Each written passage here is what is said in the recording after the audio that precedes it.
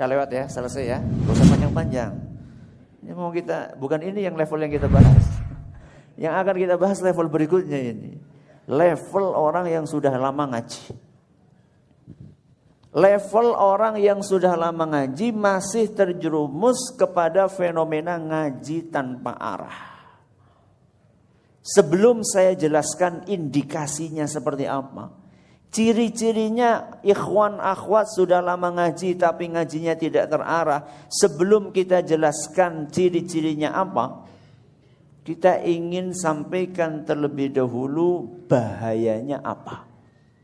Ya. Kalau memang kita sudah lama ngaji terus ngajinya tidak terarah, bahayanya apa Ustadz? Bahayanya seperti orang keluar rumah ditanya ente mau kemana, jawabannya gak tahu. Itu kira-kira seperti itu.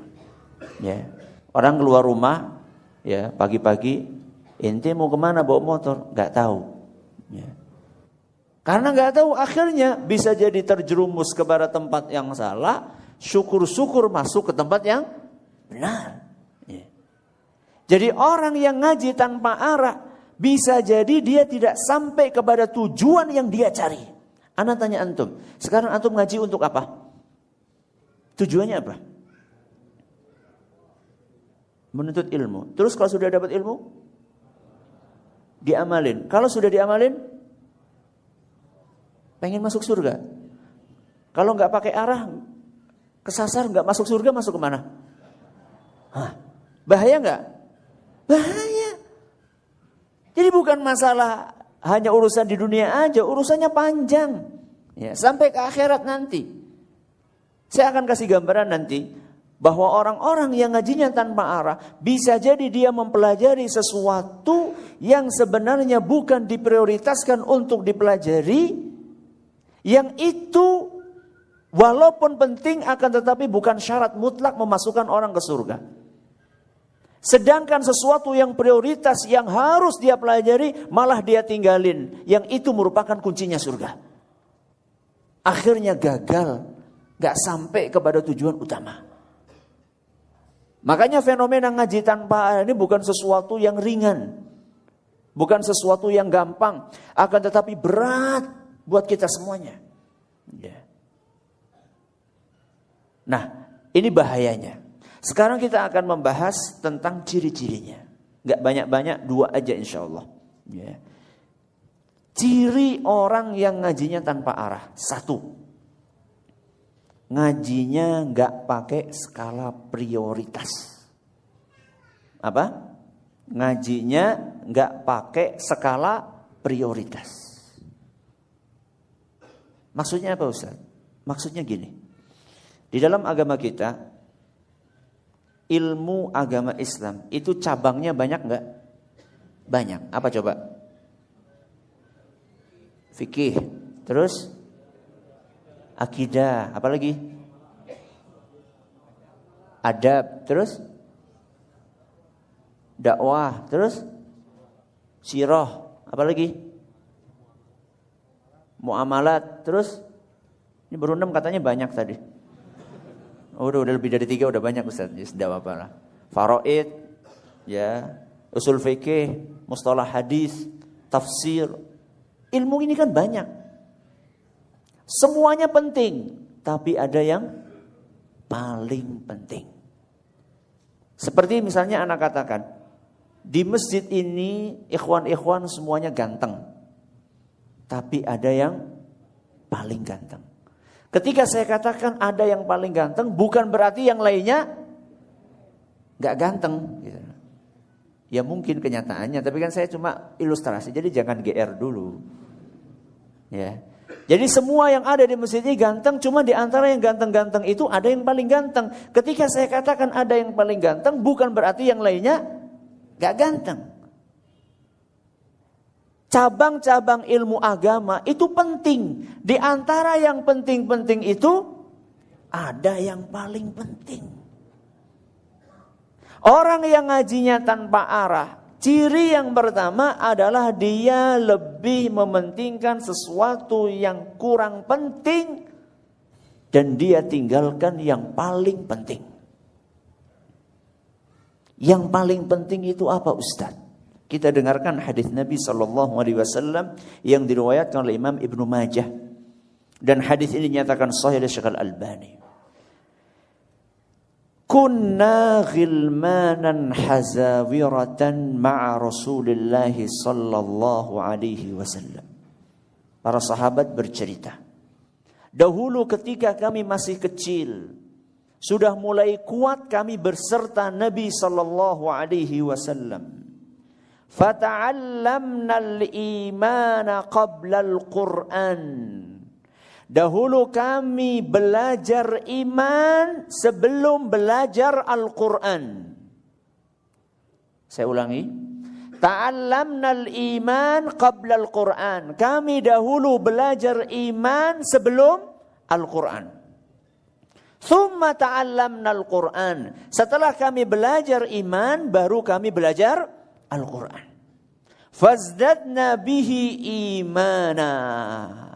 Maka setelah kami belajar Al-Quran, iman kami tambah tinggi, tambah tebal. Wa innakumul yawm ta'allamun al-Qur'ana qabla al-iman. Adapun kalian hari ini belajar Quran dulu baru belajar iman. Kebalik. Ini namanya skala prioritas. Belajar Quran penting enggak? Penting. Penting banget. Belajar iman penting enggak? Lebih penting.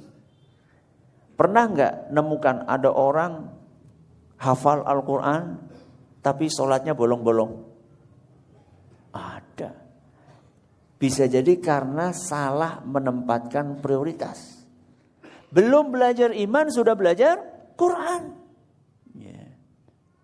Bukan berarti enggak perlu belajar Al-Quran, perlu.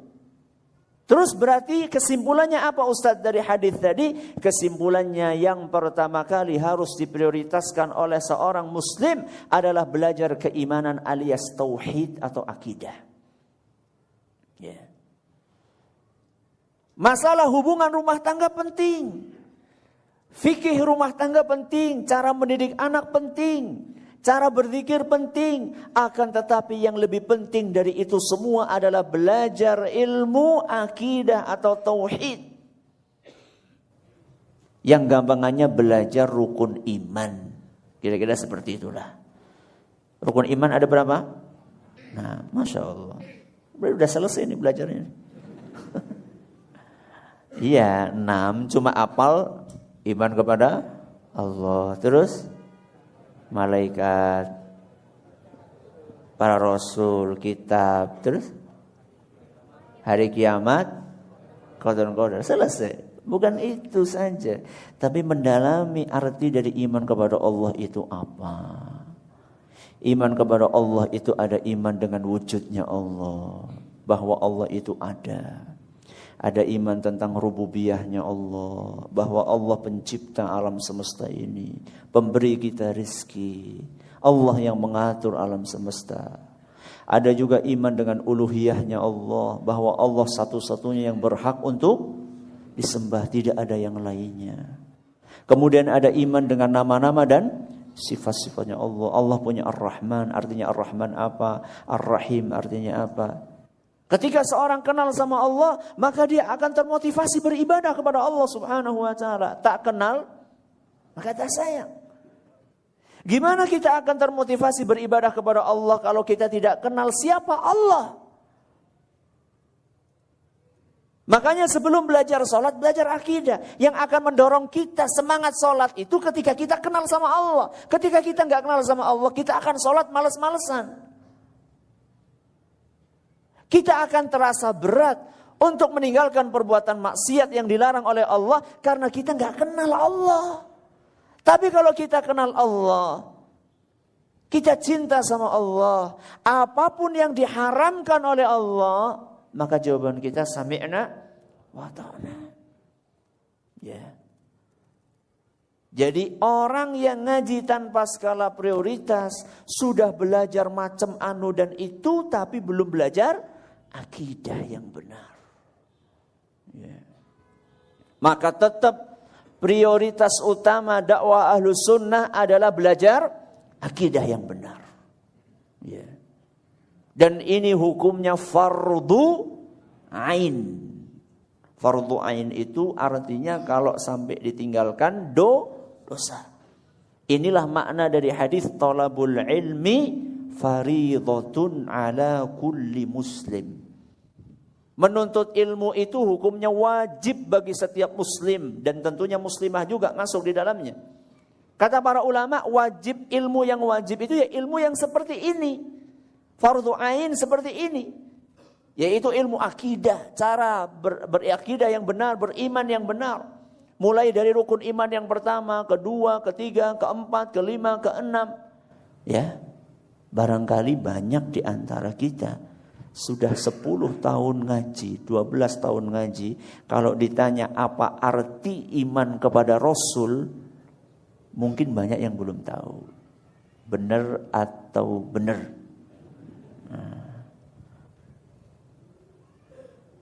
Ketika ditanya iman kepada malaikat maksudnya apa? Mungkin banyak yang belum tahu. Padahal kita sudah lama ngaji. Maka kita harus menata ulang. Ya, kita harus menata ulang kembali prioritas kita dalam mengaji, apalagi teman-teman yang jadi panitia pengajian. Ya, jadi antum punya semangat tinggi, bagus, dan saya acungkan jempol. Akan tetapi materinya harus kita tata betul, sehingga membentuk orang-orang yang faham terhadap agama ini secara matang. Bukan mentah atau setengah matang. Ya. Kalau buah setengah matang tidak apa-apa. Ya. Tapi ini ilmu yang matang. Ya. Ini contohnya ilmu yang fardhu ain. Setelah belajar tentang akidah, berikutnya adalah belajar tentang, gak usah sulit-sulit, apa? Sholat. Ya. Cara sholat yang benar kayak apa?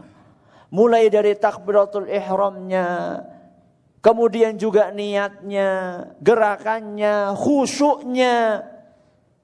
Ada sebagian orang Masya Allah belajar cara sholatnya, takbirnya benar, rukuknya benar. Akan tetapi inti dari sholat itu malah kurang dipelajari. Apa itu? Kekhusyukannya. Ya.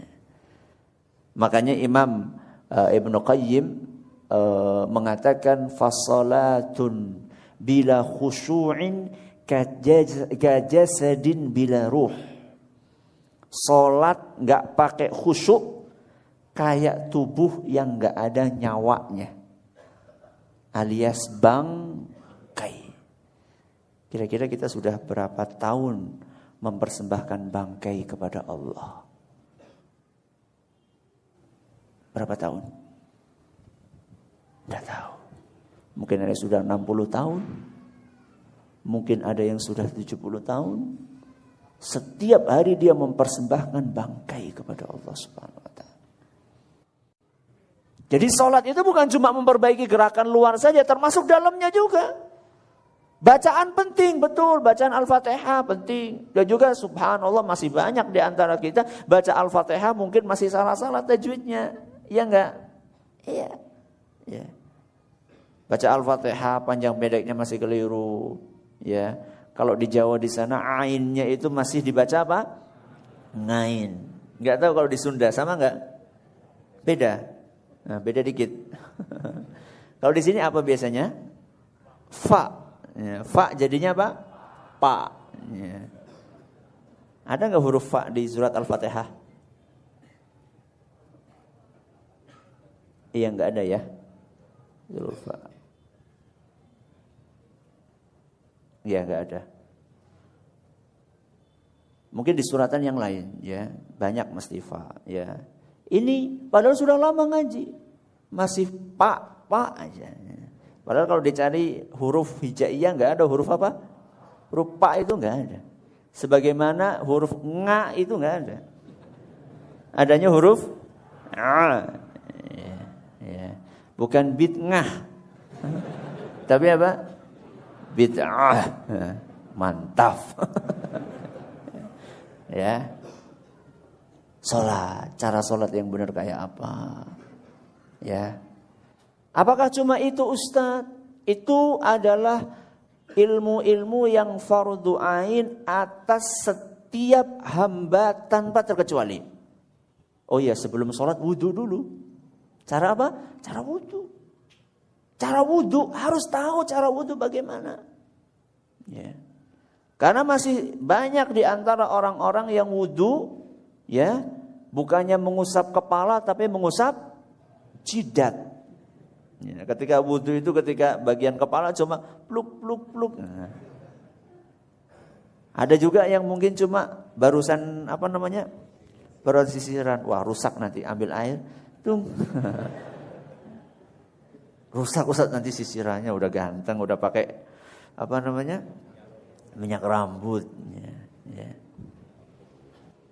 Nah yang seperti ini harus dipelajari cara wudu yang benar. Ini fardu ain. Kalau nggak dipelajari dosa. Termasuk juga cara mandi junub. Masing-masing dari kita mengalami mandi junub. Ya. Gak tahu caranya gimana Ustadz, yang penting nyemplung aja belum. Ya memang sah, akan tetapi kan kita masa dari dulu sampai sekarang masih kayak gitu cara mandinya. Ya. Apa antum rela sekolah kelas 1 terus, gak naik-naik kelas 2, kelas 3? Masa dari dulu kita mandinya kayak gitu terus? Apa kita gak pengen mempelajari Rasulullah SAW cara mandinya yang sebenarnya kayak apa sih? Perlu. Ya. Jadi ini ilmu-ilmu fardu ain, cara sholat, ya, cara wudu, cara mandi janabah, mandi junub, akidah yang benar. Ini fardu ain atas masing-masing dari kita, dan kalau kita tinggalkan kita dosa. Dan ada ilmu fardu ain, ya, yang khusus kepada beberapa orang saja. Apa itu Ustadz? Contoh orang kaya. Orang kaya harus mempelajari sebuah ilmu yang tidak wajib dipelajari oleh orang miskin. Ilmu apa itu? Cara ngeluarin zakat. Kalau orang miskin gak wajib. Kecuali kalau dia nanti jadi orang kaya, wajib saat itu. Ya. Ustaz, anu gak mau ngaji zakat, masih miskin. Gak wajib itu bukan berarti tidak dianjurkan. Dianjurkan tapi enggak wajib. Tapi kalau sudah kaya harus belajar cara ngeluarin zakat gimana. Ya.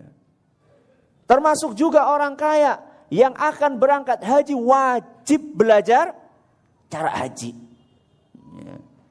Ini ilmu level fardu ain, ya, kepada sebagian orang yang memang harus mempelajari ilmu tersebut untuk menjalankan aturan agamanya. Termasuk juga ada ilmu-ilmu yang jenisnya seperti itu adalah ilmu yang harus dipelajari oleh para pedagang. Ya, para pedagang di sana banyak muamalah, ya, banyak transaksi-transaksi yang barangkali menjerumuskan kepada riba. Maka ilmu tentang perdagangan wajib dipelajari oleh pedagang. Kalau petani Ustaz, belajar cara bertani. Ya. Gak wajib dia belajar cara berdagang bagaimana, gak wajib. Karena dia tidak mengalami hal tersebut. Ya. Ini adalah level yang pertama, ngaji tanpa arah. Ciri yang pertama apa tadi? Ngaji nggak pakai skala prioritas. Ya. Kemudian ciri yang kedua, di antara ciri ngaji tanpa arah untuk level ikhwan akhwat yang sudah lama ngaji, ciri yang kedua adalah ngajinya tidak sistematis. Apa? Ngajinya tidak sistematis. Maksudnya gimana Ustaz? Ngajinya tidak sistematis. Belajar agama itu butuh tahapan. Butuh apa? Tahapan. Seperti bayi, gak mungkin lahir itu langsung makan nasi rawon. Ya. Pertama kali bayi itu makan apa? Minum ASI. Setelah minum ASI, kemudian mulai dikasih bubur apa pisang? Bubur apa? Lembu. Nggak tahu ini bahasa antum. Bubur atau pisang. Nanti mulai nasi ini terus mulai tahapan.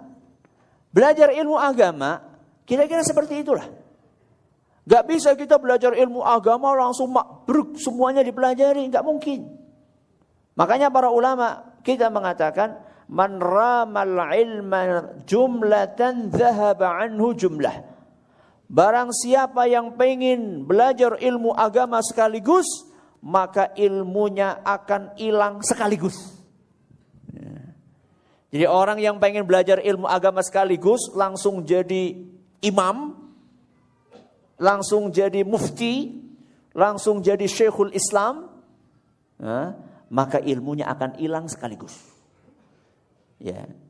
Level contoh ciri yang kedua, di antara ciri orang yang ngajinya tanpa arah, ngajinya tidak sistematis. Alias ketika belajar tidak dari dasar. Ya. Seperti belajar akidah. Belajar akidah itu gak bisa langsung belajar yang sulit-sulit, besar-besar. Dan buku akidah banyak yang besar-besar. Akan tetapi buku akidah yang besar-besar itu ditulis oleh para ulama kita untuk level lanjutan. Kalau yang tingkat pemula, maka belajarnya pun dengan kitab yang dasar. Contoh saya kasih. Misalnya adalah ngaji tauhid. Kita awali dengan kitab kecil, apa namanya? Usul Salasah. Kitabnya tipis. Kitabnya apa? Tipis. Antum bantu baca nih, baca. 10 menit selesai. Baca sendiri. Ya, baca sendiri 10 menit selesai. Anda bilang, wah, Anda udah levelnya, udah pindah nih sekarang. Enggak. Kalau kita pengen ngajinya benar, harus pakai guru. Ya. Makanya sering kita dengar ada kitab disyarah. Syarah itu diapakan? Dijabarkan. Ya. Makanya subhanallah, ya, alangkah indahnya kalau ngaji ya, yang sifatnya rutin, ya, ngaji yang sifatnya rutin itu semuanya pada pegang apa? Buku, pegang kitab. Ya. Dan dahulu para ulama kita seperti itu. Ya, Imam Syafi'i belajarnya kayak gitu, Imam Ahmad belajarnya kayak gitu. Mereka dari tahapan-tahapan, semua bidang studi ilmu ada kayak gitunya. Fikih ada dasarnya. Dalam fikih mazhab Syafi'i yang paling ringkas ada matan namanya matan Abi Syuja.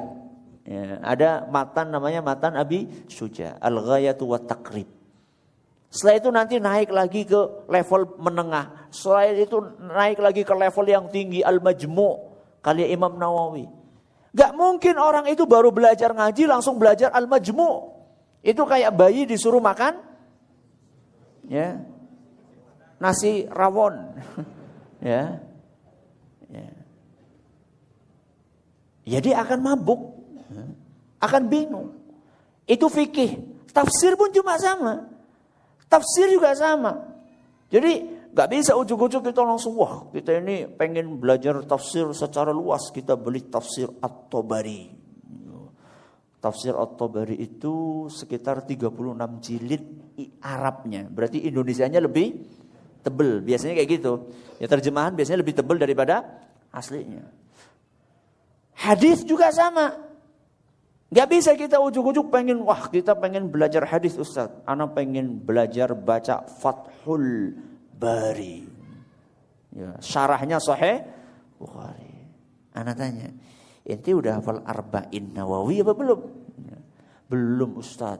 Kita pengennya langsung jadi ulama besar. Ulama itu dari dasar. Ya. Belajar bahasa Arab juga sama kayak gitu. Semuanya akan mengalami belajar bahasa Arab. Kalau pengen bisa baca kitab akan mengalami pembagian ismun, fi'lun, harfun. Itu udah mesti. Atau pengen ngobrol bahasa Arab harus mulai hadza kitabun. Itu harus. Ya. Jadi gak bisa tahu-tahu langsung pengen ngobrol pakai bahasa Arab. Cas-cisus ngobrol apaan? Harus mulai man anta, ismi kada, masmuka. Itu harus. Ya. Jadi contoh atau ciri yang kedua, orang yang ngajinya tanpa arah, orang tersebut ngajinya tidak sistematis. Tidak sistematis artinya tidak mulai dari dasar. Makanya ketika nanti misalnya antum akan ngaji, pengen ilmunya matang, ya, pengen ilmunya matang, maka belajarlah dari dasar, ya. Kalau misalnya ingin belajar Al-Quran juga sama dari dasar. Pertama kali belajar makharijul huruf, bedanya antara ha sama ha, antara kha, bedanya antara ha sama gha, ya. Bedanya antara a sama a. Itu harus. Memang sudah seperti itu aturannya. Pengennya langsung aja megang apa? Megang Al-Quran. Ustaz, Anda mau belajar Al-Quran. Bawa Al-Quran yang gede. Ustaz, saya pengen belajar Al-Quran. Coba ini huruf apa? Apa Ustaz ya? Kayaknya nggak bisa. Ngaji kok pakai kayaknya. Ya. Makharijul huruf. Setelah makharijul huruf baru kemudian belajar huruf yang disambung-sambung. Ya, satu-satu kemudian yang disambung-sambung, ya. Entah pakai Iqra, entah pakai qiraati, entah pakai macam-macam lah, macam-macam itu buku-buku yang seperti itu. Baru kemudian setelah tamat itu baru belajar Al-Qur'an. Itu pun dari awal, baca disetor sama ustadz. Ya. Makanya yang namanya belajar ilmu agama itu harus pakai guru dan gurunya ini harus mumpuni. Gurunya mumpuni, muridnya kudu sabar. Karena yang namanya belajar sistematik ini butuh waktu. Inilah kadang-kadang penyakitnya, pengennya ngajinya cepet rampung. Makanya sering ada pengajian pertama kali dibuka, kita akan ngaji kitab data. Pertemuan kedua masih rame. Pertemuan ketiga mulai berkurang. Pertemuan keempat, apalagi pertemuan kelima tinggal ustadznya doang. Ya. Katanya gimana belajar bahasa Arab di sana? Sudah ditamatkan. Gak tamat sendiri keluar gitu, gak tahan. Ini penyakit ini. Ya. Makanya maaf ini ya. Acara pengajian seperti ini, tabligh akbar itu penting. Tapi yang lebih penting dari itu adalah pengajian rutin. Ya. Pengajian rutin itu lebih penting dibandingkan pengajian yang sifatnya insidentil seperti ini. Makanya alangkah indahnya kalau pengajian rutin ramenya kayak pengajian tabligh akbar. Mungkin enggak? Enggak mungkin. Jangan pesimis dong. Yang optimis. Mungkin enggak? Insya Allah. Bikin itu pengajian-pengajian rutin ramenya kayak pengajian tabligh akbar. Jadi kalau ngaji itu jangan cuma nyari pengajian yang tematik aja. Yeah.